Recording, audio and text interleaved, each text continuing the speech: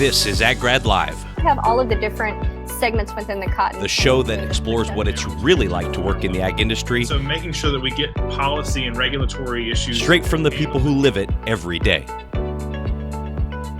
Good Monday morning, everybody in AgGrad land. My name is Tim Hammerich. I'm one of the founders of AgGrad, and we have already reached my favorite time of the week, which is AgGrad Live, the time I get to sit down with, right now, one of the winners of the AgGrad 30 Under 30, and just learn about what they do, what got them to where they are, and their outlook on the work that they do on a daily basis. It is so much fun for me, and I know based on the feedback we're getting from you, either you've tuned in live on Facebook, or you've seen it on YouTube, or you have subscribed to the podcast AgGrad Live, that you're enjoying this content as well. It's always neat to see what other people do for a living and what makes them successful in that capacity. So usually we do these midweek. I did have to ask our guest here today if she could maybe do either the very beginning of the week or the very end due to some travel I've got going on. So she was kind enough to oblige. I'm going to bring her on right now. This is Mackenzie Dierks. She is a senior associate at Keiko ISOM. Mackenzie, thank you for being on the show.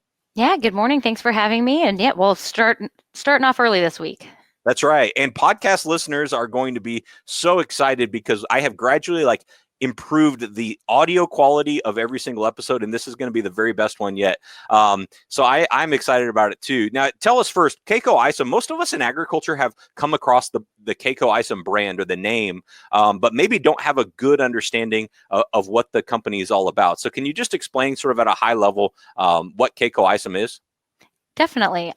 So in full approach, they're a business advising firm, historically really focused on accounting, tax. I work with a lot of CPAs. They are wonderful with numbers. That is not my wheelhouse, but I definitely rely on them and trust them. Working in the areas outside of that, though, looking at the whole business, the health of it, the sustainability of it, whether that be when it comes to transition planning, succession planning, cash flow analysis. Again, I mentioned I'm on the sustainability side, so I really focus on not only your financial sustainability, but my personal expertise is in animal welfare and food safety. Those are the areas I kind of shine in, but we do environmental work. We have a federal affairs division. So really just lots of neat, smart people doing really cool stuff. Oh, that's great. And I have noticed from, kind of recruiting in the ag world for a while that sustainability is something that a lot of people in agriculture feel passionate about. And it's also kind of an area that brings a lot of people into agriculture. They're coming at it because they see the opportunity to try to contribute to make the entire food system more sustainable. When did you first start to get interested in sustainability? And then maybe also, when did you realize you could sort of make a career out of it? So I probably started first getting interested in it while I was in college at Iowa State University, studying an agriculture degree. You started hearing a lot about it. Of course, everybody defines it different. They still do it, and that was about 10 years ago now. But thinking about, okay, the goal is to keep your company going, keep your business going, continue to be able to do what you want to do. I really like Iowa and our weather. There's just a lot of different things that it's important to people to maintain, but realizing that there's going to have to be some change if we want to be able to do that. And how do you focus in on those areas that you really want to, keep going with how they are, but what changes need to be made to ensure that you can continue doing that, kids, grandkids, other people's kids and grandkids, and just keep stuff going. Yeah, I think that's a neat part about agriculture is that it is oftentimes so generational and spans across multiple decades, where sustainability becomes even more important. Now, if I understand correctly, did you grow up on or around a family farm as well? So round is probably the best way to put that. We do have a century farm in our family. I help out there. My aunt and dad are really in charge, but of all of the essentially grandkids involved in the operation, I'm the one who's got the ag background. So I get a lot of the, when the time comes, you're going to help us do this, right? Which is great, but it's also great to see I have two cousins, both doctors. They come out, they take turns. One comes in the spring, one comes in the fall, and, come out to learn about, all right, so we're planting. What does that mean? This year came out in the middle of a lot of rain, so didn't get to do as much as they maybe wanted to and be as hands-on. But we have a farm in eastern Iowa, grew up almost every weekend, especially in spring and fall, driving about 2.5 hours from the capital where I grew up in Iowa, in Des Moines. And it was neat because in one way, it kind of put me in an in-between situation where I knew, what went on in town, but then I also knew about what was going on at the farm. And it could be really challenging at times to reconcile that, especially when you're growing up and, there was a difference in how people approach things. And, you talk about it at school, and we didn't have FFA. I grew up in the middle of Des Moines, pretty big school. There was talk about people being veterinarians, but there wasn't 4-H very active at the time. Happy to say that very active now in my experience. And the FFA chapter for the area has just is booming, which is great. So yeah, it's around farming, but unfortunately not on a farm. But I do think it definitely gives me a unique perspective and leads to some interesting questions. Yeah, for sure. And sorry to interrupt you there earlier, but so were you always that person that even though you lived in Des Moines, you had the farm that was in the family? Were you always sort of the kid in the family that took to agriculture, or when did that kind of become a real career decision for you? So that's kind of a funny story, and I joke a little bit about it because when I was in high school, I was actually considering being a doctor. I really was intrigued by programs like Doctors Without Borders, helping people as some of the hearing things in the news about insurance changing and people needing help and access to doctors. I was like, well, that's really important. I want to be able to help people, and I could be a doctor maybe, but I also was like, that's a lot of school. And I really started thinking critically about it. And the one thing that everybody needs is to eat. And so I figured, what better way to help people than helping make sure that they have food? I can't credit it off the top of my head, but the quote, a hungry man has one problem, a full man has 1,000. I mean, that it is that base first problem and challenge that people have. And so helping with agriculture seemed like definitely the right way to go. Yeah, no, I love that. You've so far hit on 3 of the main themes that I found like attract people from outside of agriculture into it, which is sustainability, food security, and health. And so I think those are also, pillars of sustainability in general, really. Now, what did that look like for you straight out of college, though? I think a lot of people would love to work in sustainability, but don't really know maybe what that looks like from a career track perspective. How did you get started post-college?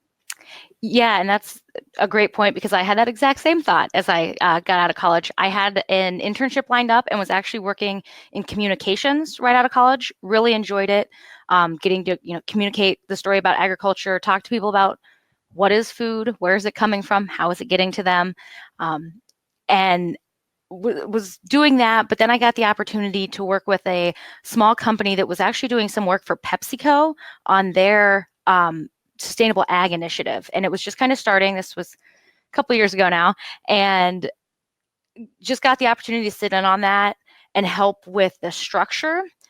And it really got me going in a direction that I didn't anticipate, but really enjoyed, and has maybe at the time didn't seem as direct as, oh, I'm doing sustainability, as it turns out I was. But got to work on these projects, learned a lot about different programs that exist already in the space for different products, such as, Bonsucro for sugarcane and the Roundtable for Sustainable Palm Oil. Of course, things growing up in Iowa that I don't see too much of, but got to learn about them. And, so it was projects like that, but it also allowed me to look at sustainability as, it's parts of a whole. And I'm a big picture person, but I'm also somebody who can get into the weeds and look at, okay, here's how we get to that. These are the building blocks and the stepping stones that we need to get to this big picture. And so whether it was dissecting animal welfare and making sure that there was animal welfare programs, training on food safety, worker care, environmental programs. And what kind of happened was I had different clients I worked with in all of those areas. And then it led very naturally into those discussions of, oh, well, you've got this great environmental program. Have you thought about including worker care and safety training? And just building on that. And I'll be honest, it took a little while to be like, oh, wow, no, that I am doing sustainability. This is pretty much what I was hoping to be doing. Yeah. No, that's interesting. And now, in either that role or in the role you're in now, either way, at what stage are the projects in when they get to you? Is it like a really vague question, like, "Hey, how can our company be more sustainable?" Or is it like, "How can we reduce the amount of water we're using?" Or "How can we be better at animal welfare?" Like, what stage is sort of the project in that you're helping a company with?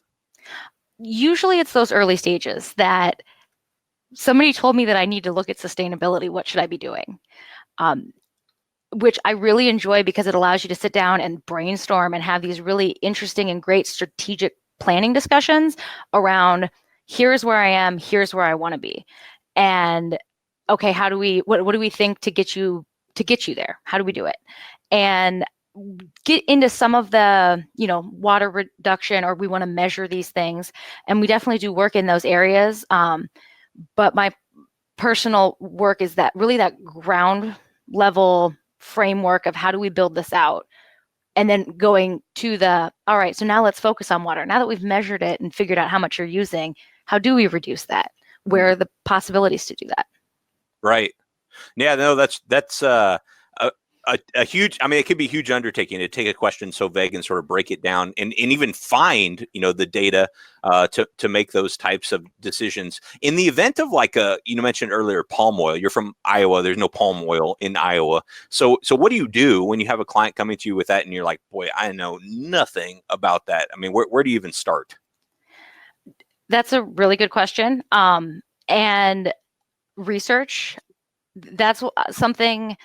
I went to college and I was kind of like, okay, let's get done. To my earlier point about not going into medicine, I was like, okay, 4 years is more than enough college for me. I'll be good. And I've realized I do a lot more ongoing education and learning. And I mean, I enjoy going to trainings and classes way more than I ever thought I would.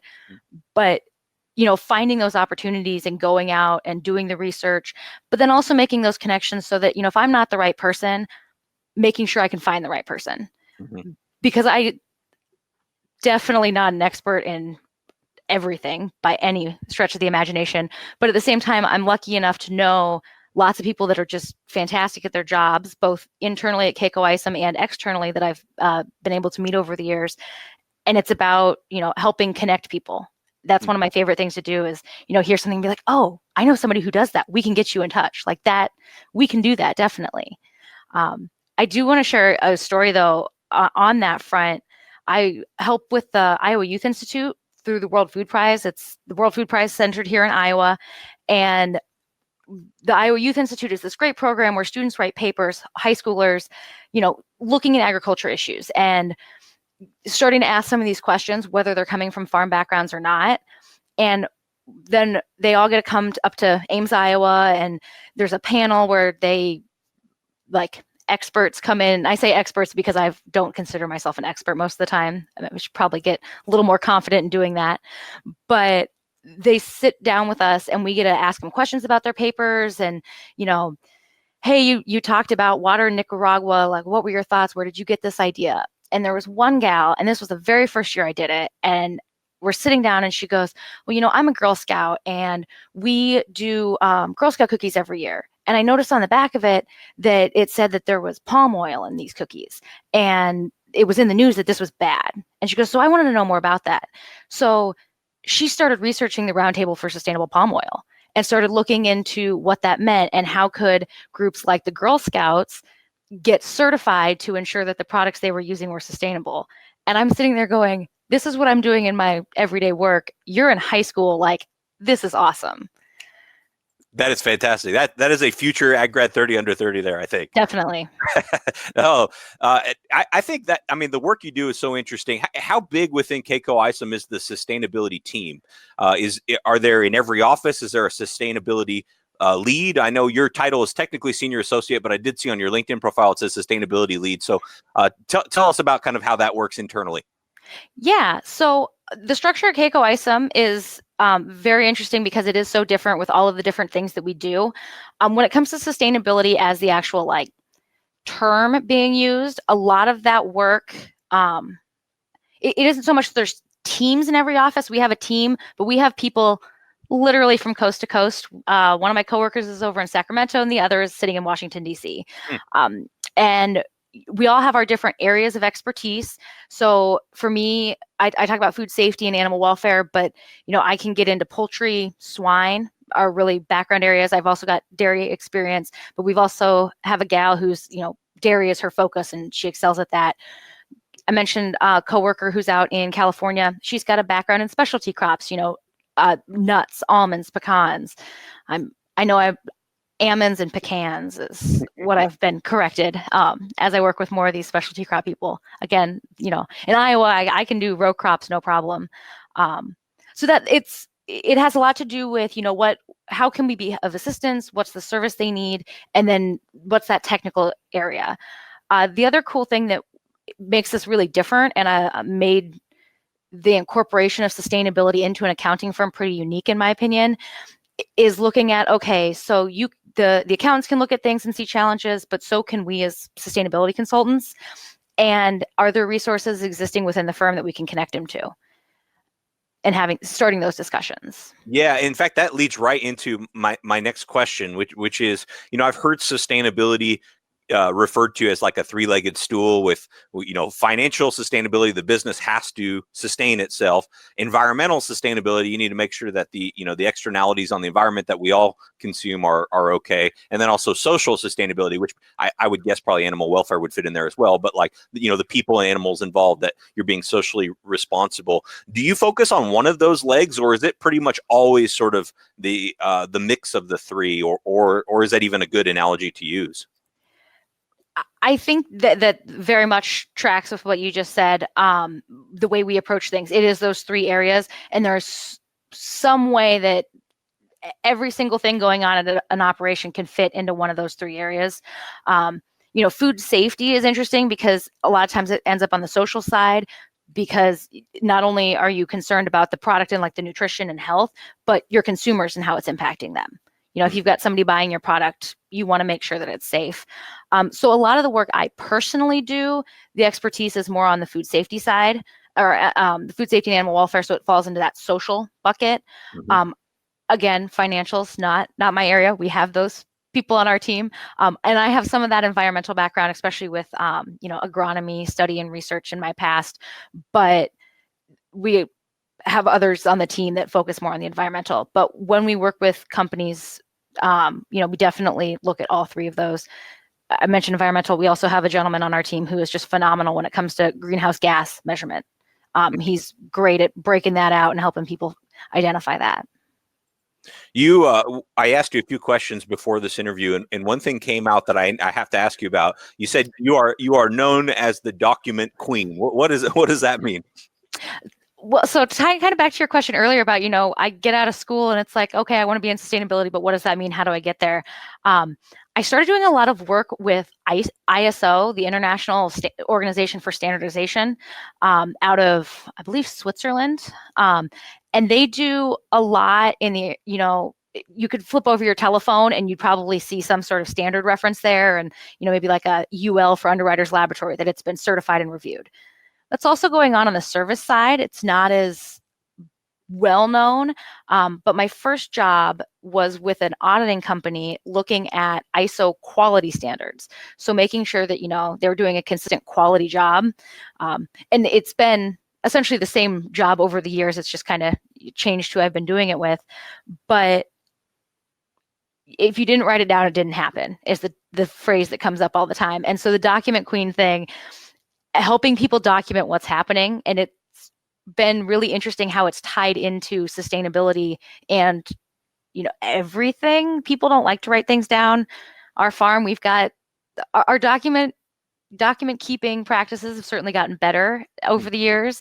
But, still have things taped random places and written on the backs of envelopes. And having consistent ways to do it, it helps with bringing on new employees. It helps with making sure you're doing a consistent job. Comes up a lot in food safety. So I'm hey guys, did you write it down? Like, did it really happen? So I get made fun of a little bit for that, but I'm really good at following the rules. So I help with a lot of getting people prepared to comply with things, whether it's drafting documents. I mentioned the audit company. I am a horrible auditor. Like I said, I want to help people. So I'm much better on the consulting side, don't worry, they didn't let me audit. I was just helping on the back end, getting stuff ready. But I know that, if I got into an auditing situation, I'd go in there and I'd be like, oh, well, you're not doing it the way you're supposed to be, but here's how you can be. And that's frowned upon in auditing, not how you're supposed to do that. But fantastic strength, though, to be able to focus on processes and documenting. I always hear what gets measured can get managed, and that's so important. In fact, you could probably come, develop a bunch of processes for me, because I am sometimes a disorganized mess over here. When people hear sustainability and sustainability consultant, I think their mind probably goes to, being out with farmers and ranchers, or working, in a water situation or a soil situation, and they don't really see the day to day. And I think that's one thing that's important as I'm working with people who are maybe looking at a career transition, or even getting their career started, to like think about, when you wake up, what your day is going to look like, not just the parts that are especially fun, because everybody likes that. Everybody likes to go out to, a farm and be able to talk to a producer about what's going on. What's the day to day, though, look like for you on more of a normalized basis? That's a good question and a fair one. Back to the document thing, there's a lot of, writing things down, making sure that we've got record keeping, reaching out, bugging people for numbers if we're helping them with, tracking and reporting of progress or changes. And the reason, though, that I'm really drawn to it and I really enjoy it is it's really different every day. Right now, I'm helping on a project where I'm getting someone, helping them get all their documentation in place so that they can be certified to a food safety program. But I'm also working with a retail chain on making sure all of that they've got an animal welfare program established, and helping make sure that that's running smoothly. And so it isn't even just farmers, which is really cool. It is the whole food supply chain, whether it's the brand whose name is on the packaging, whether it's the grocery store that's selling it, or the farmer producing it. Very, very cool. So how many, with these projects, and it seems like you're kind of just focused primarily on projects, how many can you work on at once? I mean, can you have 5 projects going on at once? I would seem like that would just be maddening to try to, move things along on all of them, or do you sometimes get maxed out on the amount of projects you can handle? I'm getting better about being like, no, I am maxed out, personal growth, because like I said, like to be helpful, not great at saying no, especially if it's like, that's a really cool project, I want to be involved. But yeah, it's about making sure that you've got the right people on the right projects. And it depends on, what are the work needs. If it's a really involved, phone calls every single day versus, you're touching base once every quarter to make sure that they've got what they need.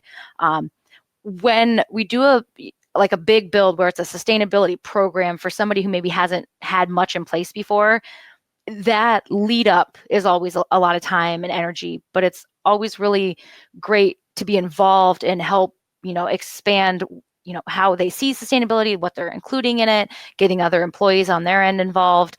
And then, even though you're not interacting as much, still getting to see how that upkeep goes. There's a project that I've been working on for, 5 years. We set up the program 5 years ago. Every year producers participate, they fill out some questions.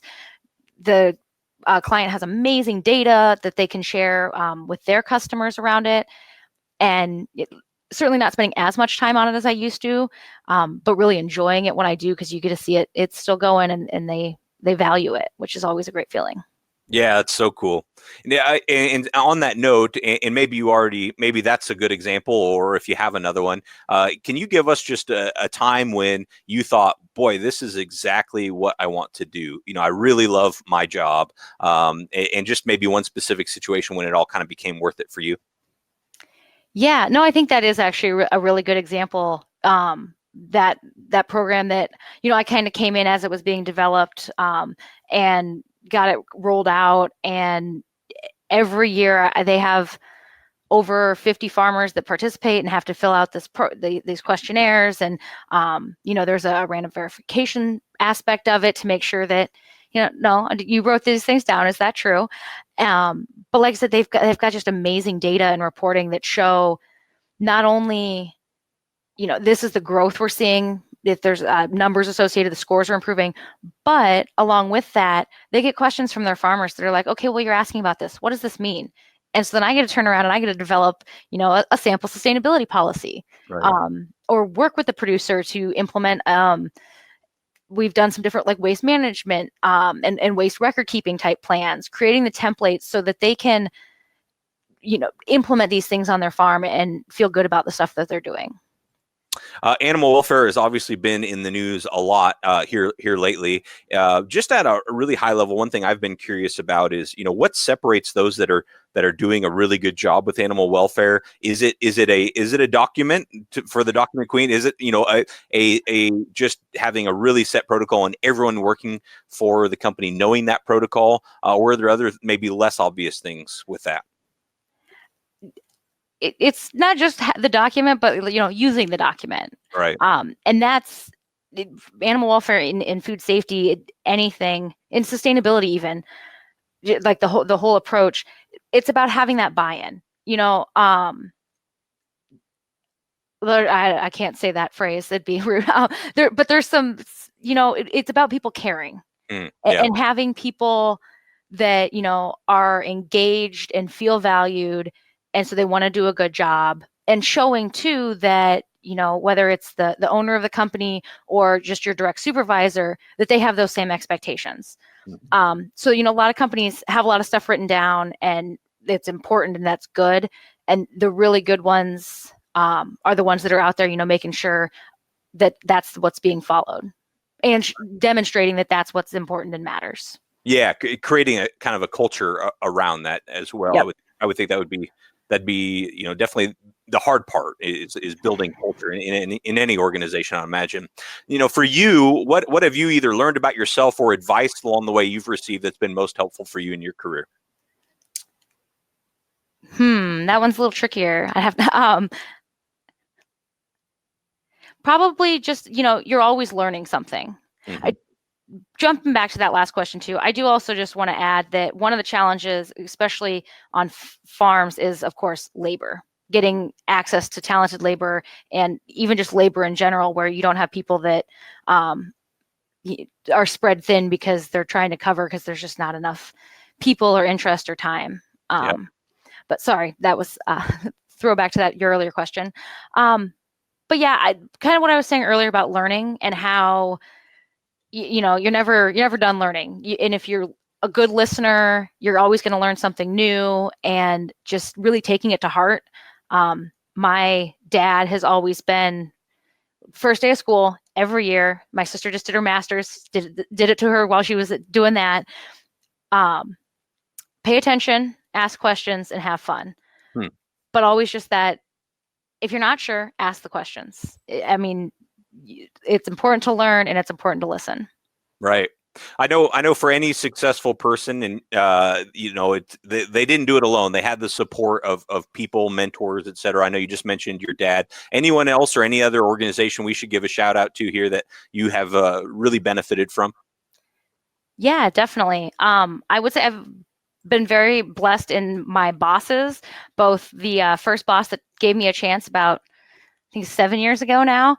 He has since gone on to new things, and then my Earl Dotson, retired ag teacher.